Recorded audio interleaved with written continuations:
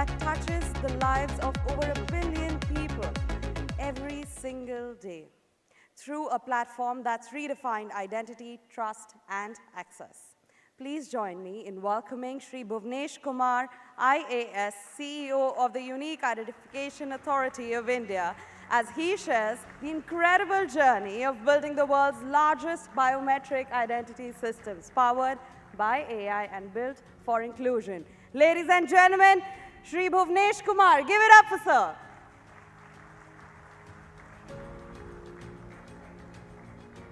Thank you. A very good morning to all.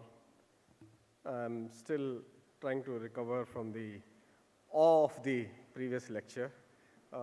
Vishal, such an amazing presentation on the technology. It feels like actually going back to the college, the same college, REC Kurukshetra, where me and the chairman, L&T SNS, he's my senior from the same college. And you have sometimes your favorite professors, and they are delivering a topic of your interest, and you don't want to get up from there and come onto the stage to repeat something by uttering what you know from before, but you want to sit there and listen to people like Vishal Dhuper or Dr. Peter Norvig.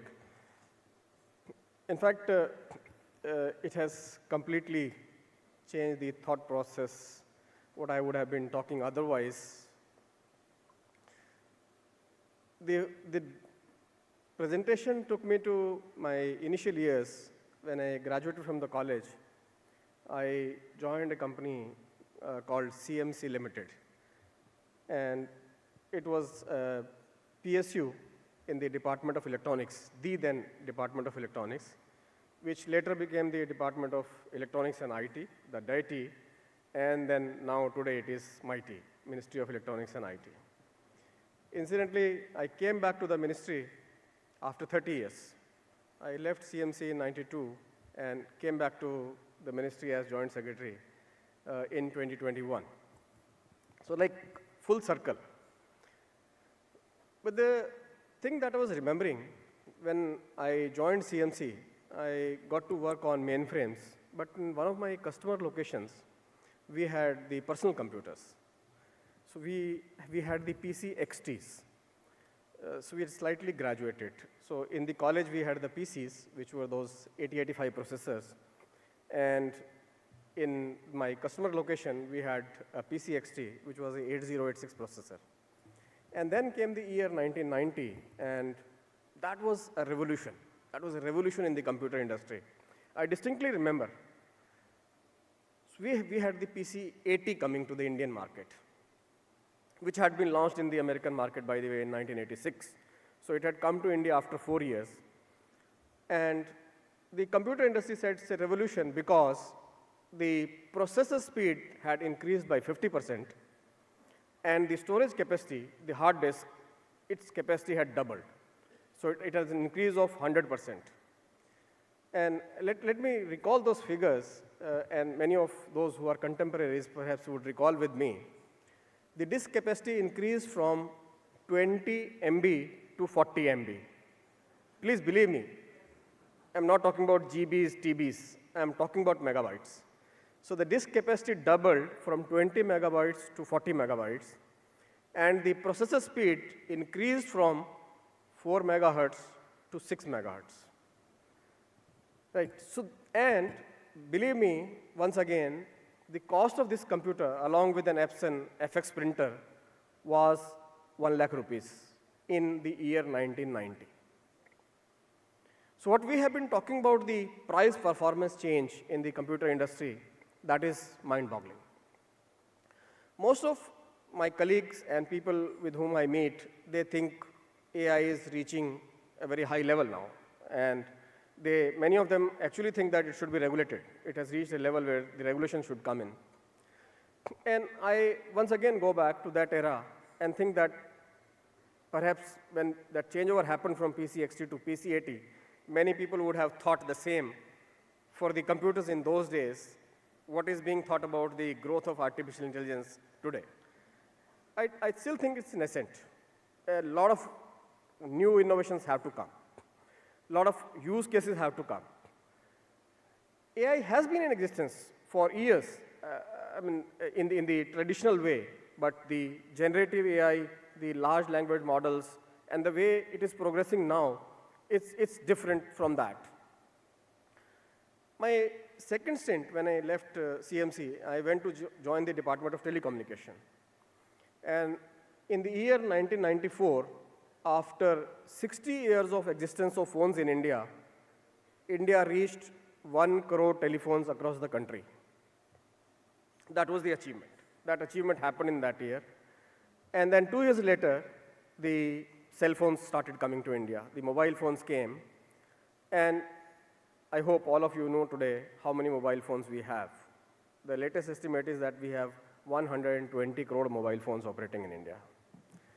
So this is the power that the digital and the communication, IT and the communications have brought in the world today. One of the greatest digital transformation, powerful yet very simple, is the Aadhaar. I think each one of you who is sitting here has been associated with the Aadhaar in one form or the other. Most of you would be possessing. According to our estimates, 99.9% of the adult population in India today has Aadhaar. We have generated 143 crore Aadhaars till now.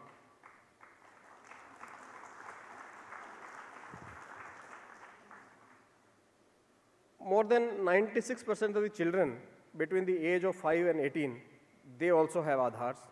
And 46% of the children below the age of 5 years have got Aadhaars. Every day, when you perform financial transactions, whether in the form of UPI, opening new bank accounts, doing authentications, e-signatures, almost everybody starts using Aadhaar. And this authentication happens through the Aadhaar mechanism. And UIDAI provides 9 crore authentications per day.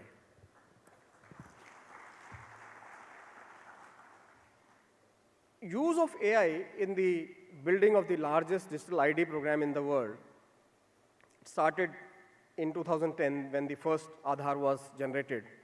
And I'm sure most of you would know how an Aadhaar is generated, but perhaps at the cost of repetition. An Aadhaar is generated based on the biometrics of an individual. There are 3 biometrics which we capture. One is the fingerprints. There are 10 fingers, 10 fingerprints are captured. Then 2 eyes and iris images, 2 iris images are captured, and 1 face.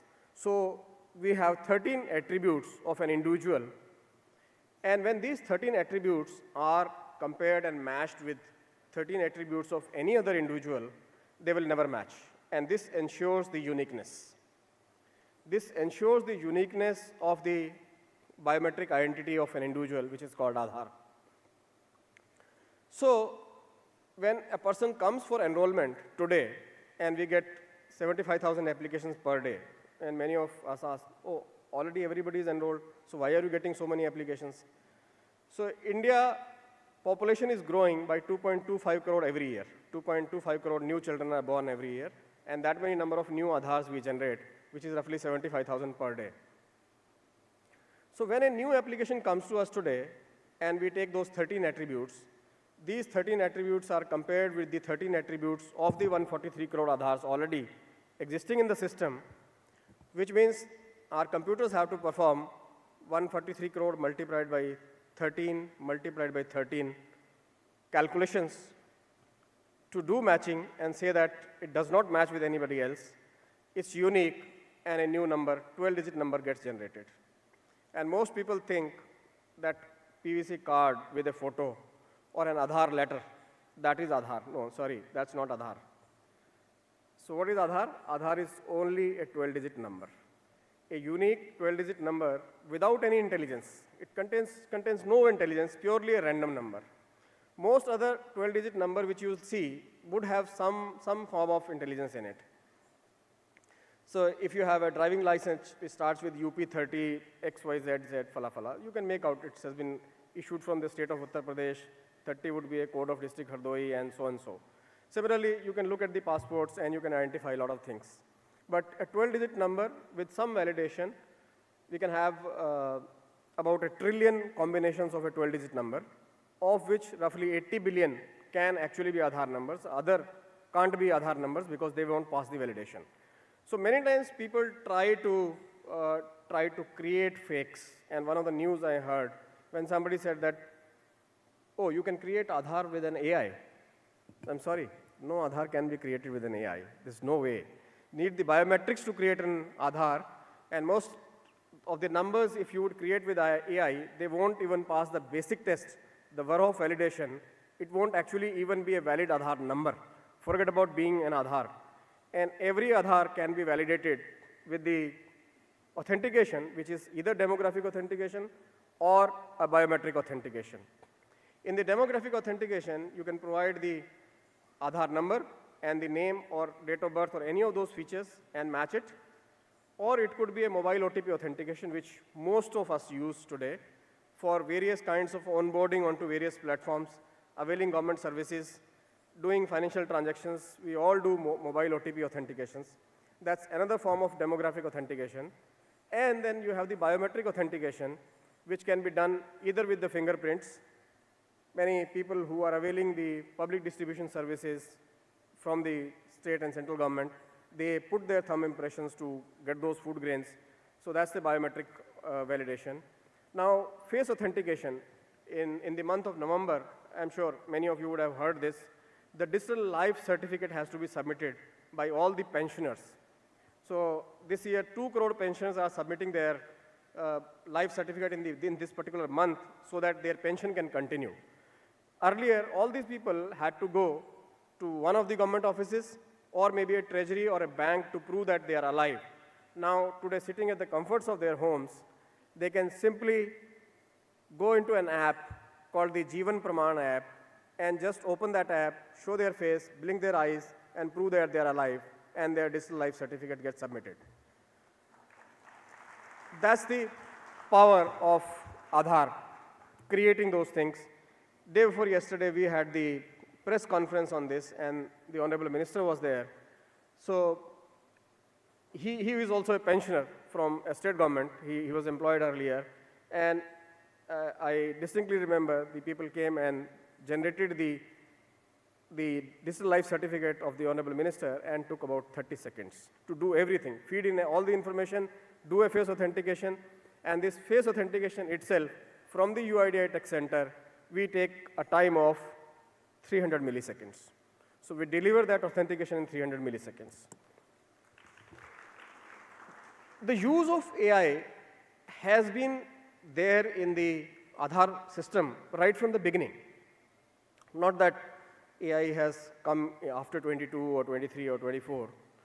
So when this matching of fingerprints or the iris images or the face is happening, that's happening through something called the Automated Biometric Identification System. We call it the ABIS. So this ABIS itself is a form of an artificial intelligence, doing that matching and doing that deduplication, and it has been in existence since then. So when the first Aadhaar was generated, it wasn't matched against anything, but when the second Aadhaar was generated, it was matched against the first. And when 101st Aadhaar was generated, it matched against the old 100, and when 1 crore plus 1 Aadhaar was generated, it was matched against previous 1 crores. So it has been in existence since 2010. So this is the side of the generation of Aadhaar, enrollment side, which we call, and this is for the Aadhaar number holders, as we call them. On the other hand, there are entities who want to use Aadhaar for authentication and verification, and there is a risk of fraud. So fraud management, and my colleague is going to talk about detail in the fraud management in the next session here. So there again, we use AI in a very, very large scale. For example, what I talked about, the digital life certificates. So this face authentication is an AI model. So you provide the face, and that model has been trained to look at the faces, match the face, and then there is a one-to-one matching in the database, and authentication happens. We are aware about the risks when anything gets used. The people try to bypass that. And we saw that with the fingerprints, when people tried using gummy fingers, rubber fingers, and all sorts of things to bypass the system. So we had to go back, look at the fingerprint devices, create a different standard, incorporate changes, bring in hardware changes, bring in software changes to ensure that all the fingers which were being put on these fingerprint machines, they were checked for liveness. So the system would be able to identify.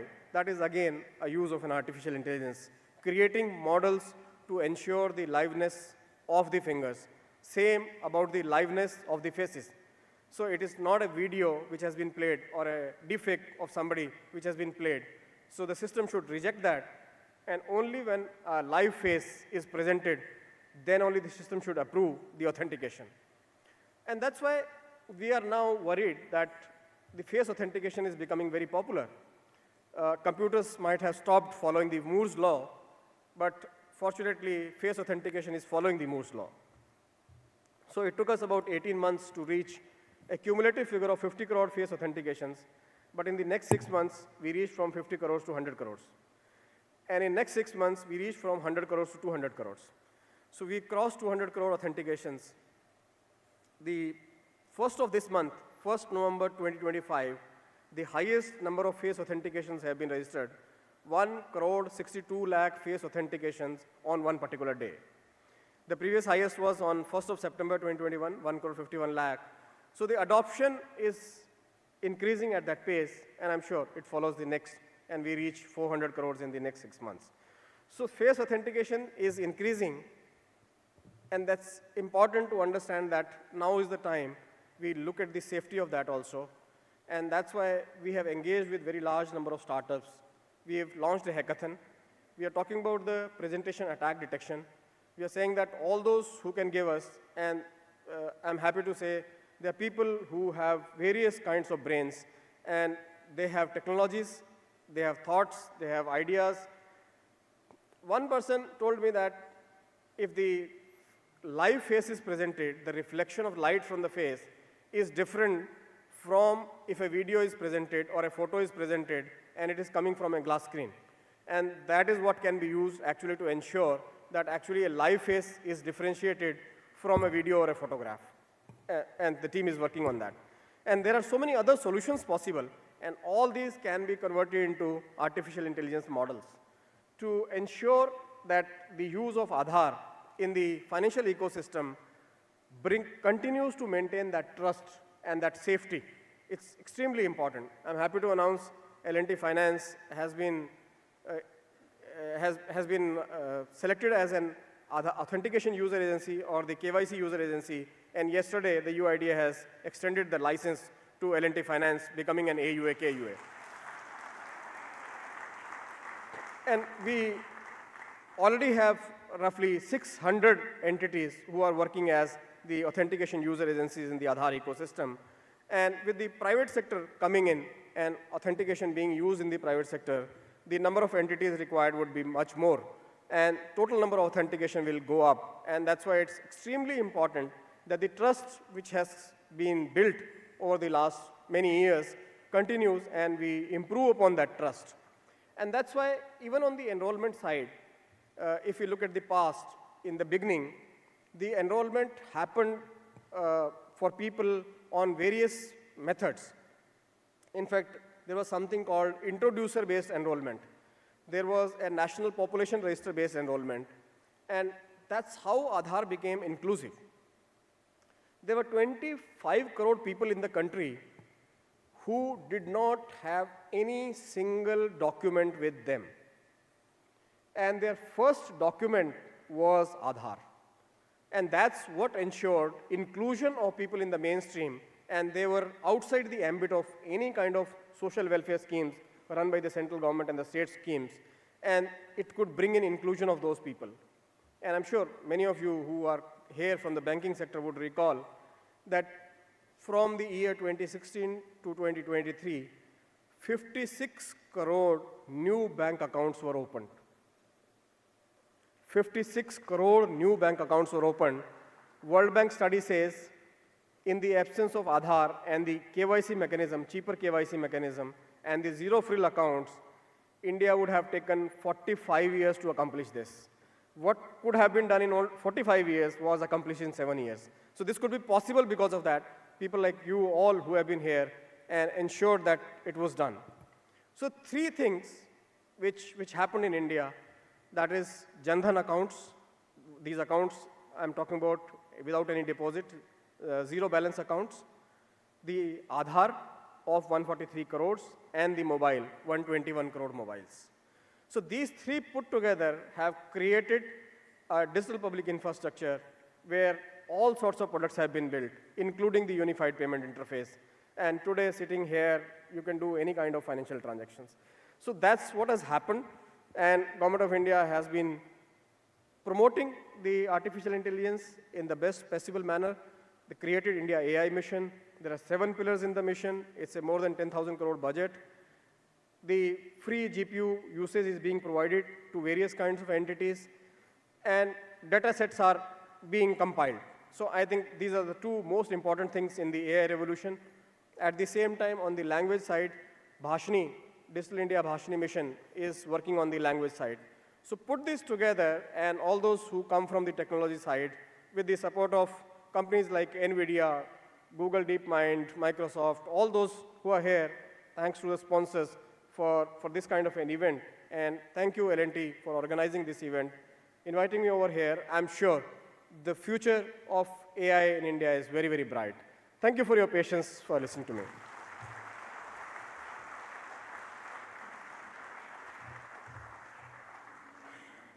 Thank you so much, Shri Bhuvnesh Kumar, for that incredible behind-the-scenes view of Aadhaar.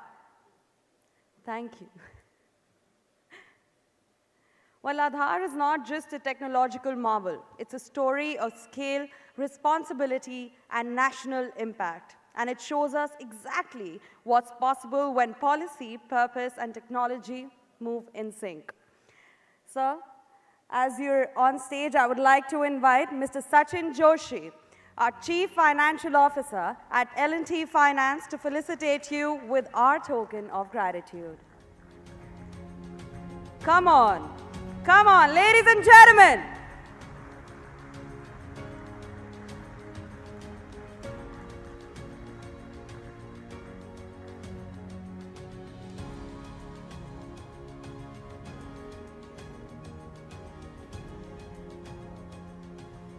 Thank you so much, gentlemen.